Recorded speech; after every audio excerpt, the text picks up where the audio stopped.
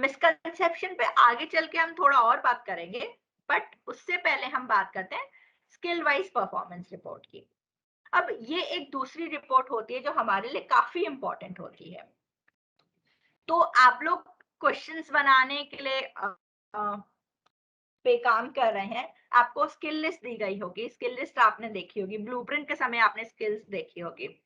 तो कोई मुझे बता सकता है इस स्किल टेबल में क्या क्या चीजें हम लोग ने ऐड की हैं?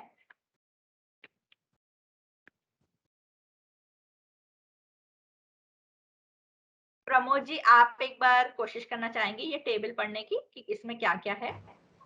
यस मैम, 8 तरह की स्किल इसमें प्रेजेंट की गई हैं और जिन क्वेश्चंस का संबंध, ग्रुप ऑफ क्वेश्चंस का संबंध इस पर्टिकुलर स्किल के साथ है, सेकंड कॉलम में हमने उनको एक साथ रखा है और उनमें बॉयज और गर्ल्स की परफॉर्मेंस चेक की है।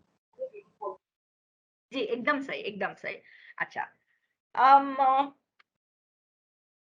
सुदर्शन जी, आप मुझे बताना चाहेंगे येलो और ऑरेंज का यहाँ पे क्या मीनिंग निकल रहा है? येलो और ऑरेंज का मैडम से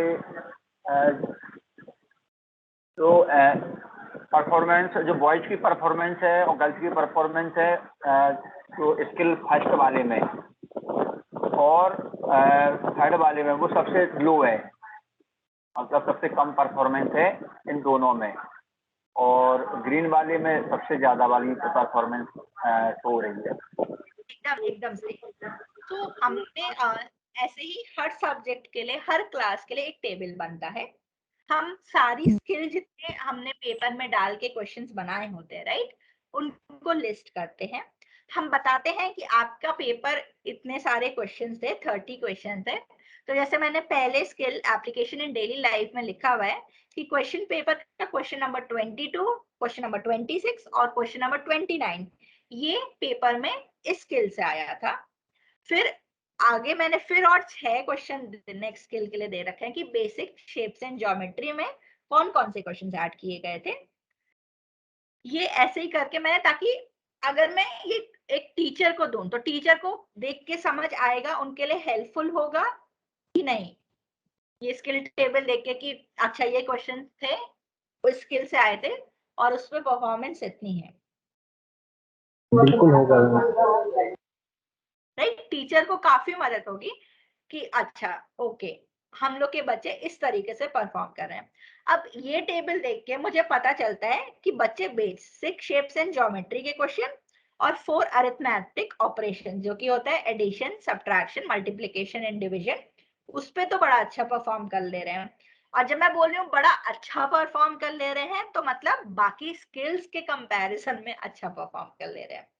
अगर हम तो इसलिए बहुत जरूरी होता है कि हम रिलेटिवली बताएं कि इस जैसे 44% अगर मैं कह रही हूँ कि अच्छा कर ले रहे हैं, इसका मतलब ये नहीं कि वो नंबर अपने आप में बहुत अच्छा है, बट बाकी स्किल्स के कंपैरिजन में, बाकी स्किल्स के मुकाबले वो फिर भी बेहतर है। ये वाला पॉइंट आपको समझ आया क्यों बोलना ये जरूरी है? Yes ma'am. जी प्रमोद जी, आप मुझे समझाना चाहेंगे ये वाला पॉइंट एक बार दोबारा से?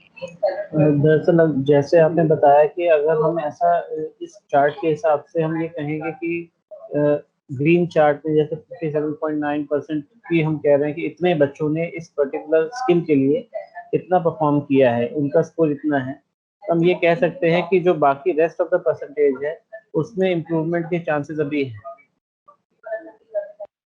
ओके, और ग्रीन वाले में अभी इम्प्रूवमेंट के चांसेस हैं, जरूरत है? बिल्कुल है मैम, हमें एवरेज को, जितना ज्यादा हम एवरेज मार्कर को, पॉइंटर को ऊपर ले जाएंगे उतना ही क्लास का परफॉर्मेंस सुधरता है। Correct correct. सो इसीलिए आपको ये स्टेटमेंट, आप मैं अगर आप कभी रिपोर्ट्स बनाएंगे आगे चल के, डायग्नोस्टिक की बनाएंगे, तो आप ये जरूर मेंशन करिए कि ये जो दो ग्रीन हमने बोले हैं वो आपस में सबसे मजबूत कौशल है, उन बच्चों के लिए सबसे मजबूत कौशल है, बट ये एक रिलेटिव नंबर है, ये सबसे बेहतरीन परफॉर्मेंस नहीं है, इसमें भी सुधार की संभावना है। राइट, मतलब मैं चाहूंगी कि अभी बेसिक शेप्स एंड ज्योमेट्री और 4 अरिथमेटिक ऑपरेशंस में भी बच्चे और काम करें और प्रैक्टिस करें, ताकि इसमें भी इनकी परसेंटेज आगे बढ़ सके। तो इस मैडम तरीके इसमें एक और ऑब्जर्वेशन है। जी जी जी हेलो, जी एक पंकज जी। ऑब्जर्वेशन ये है कि ये 4 स्किल्स को हमने मैप किया है 1 2 3 4। तो उसमें सेकंड, थर्ड और फोर्थ ऑप्शन या स्किल्स जो हैं वो थियोरेटिकल स्किल्स हैं। उसमें गर्ल्स का परफॉर्मेंस बॉयज से बेहतर है।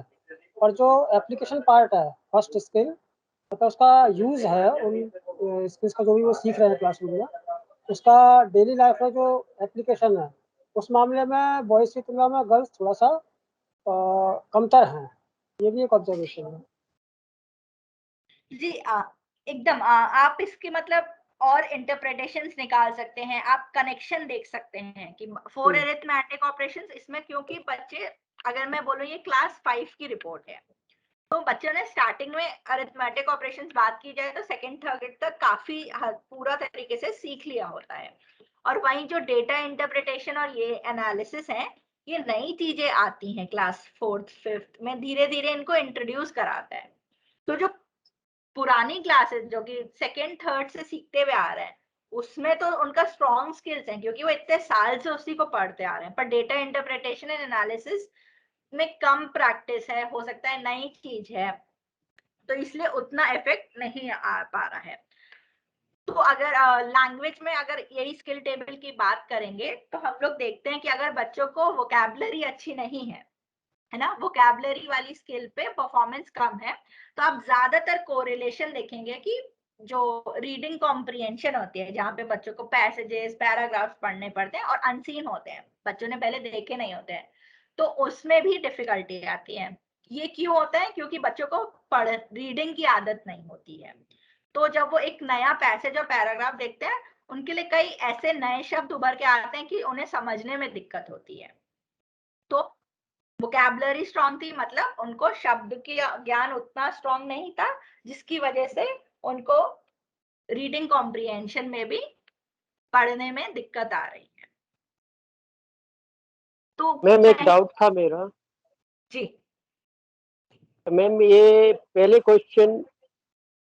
कौशल में अपन ने येलो किया है, 36% बच्चों ने ठीक दिया था आंसर, और प्रॉब्लम सॉल्विंग में 34% ने दिया है, तो इसे येलो क्यों नहीं किया?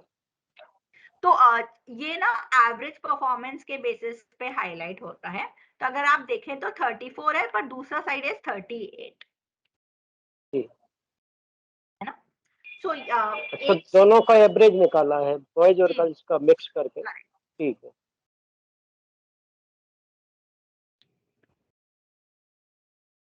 ठीक है, तो इसी को बस स्किल वाइज परफॉर्मेंस भी होता है, जो हर सब्जेक्ट हर क्लास के लिए हम लोग रिपोर्ट बनाते हैं और देते हैं, ताकि टीचर समझ सके कि किस स्किल पे ज्यादा काम करने की जरूरत है, किस स्किल को हम आसानी से और आगे बढ़ा सकते हैं, और कैसे स्किल्स आपस में कनेक्टेड हैं, कौन से क्वेश्चंस कौन से स्किल से आए थे, तो वो सब भी देखने को मिल जाता है।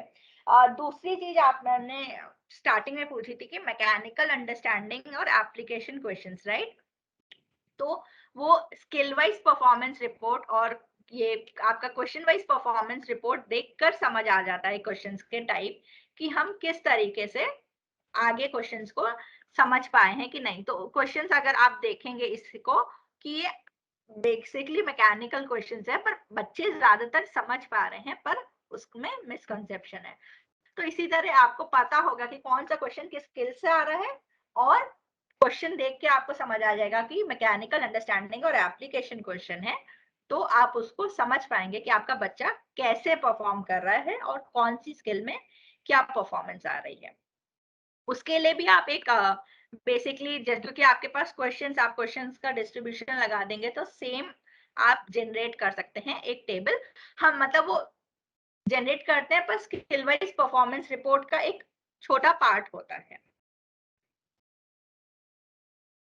तो स्किल वाइज परफॉर्मेंस का एवरेज कैसे निकालते हैं हम लोग? सेम फॉर्मूला लगता है इसमें भी, बस हम इसमें उस समय जब हम ओवरऑल परफॉर्मेंस निकाल रहे थे, तो सारे क्वेश्चंस की एवरेज निकाल देते हैं। अब यहाँ पे उस स्किल में जो प्रेजेंट क्वेश्चंस है अगर आप देखें तो आपके यहाँ पे पहली स्किल में कौन कौन से क्वेश्चन नंबर थे 22, 26 एंड 29। आप यही फिर कैलकुलेट करके आपकी स्किल वाइज परफॉर्मेंस निकालना है कि 22, 26, 29 में लोगों ने कितने सही आंसर्स दिए और फिर 22, 26, 29 में टोटल कितने एक्सपेक्टेड आंसर्स आने थे और फिर मल्टीप्लाई बाय 100 करके परसेंटेज निकाल देते हैं हम लोग।